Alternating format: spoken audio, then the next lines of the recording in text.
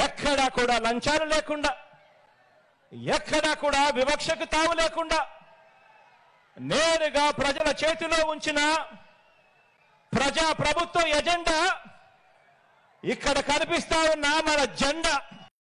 Meanwhile, ముఖ్యమంత్రి గారు చెప్పిన ఈ మాటకి, ఒక రూపాయి కూడా అవినీతి జరగలేదనే మాటకి కొన్ని ఆశ్చర్యకరమైన విషయాలు రాష్ట్ర ప్రజలకి మీ అందరి ద్వారా తెలుపుతున్నాం.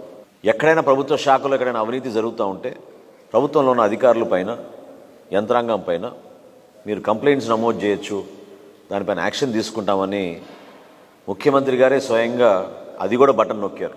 14400లో ఈ 4 సంవత్సరాల్లో వచ్చిన కంప్లైంట్లు 8,03,612.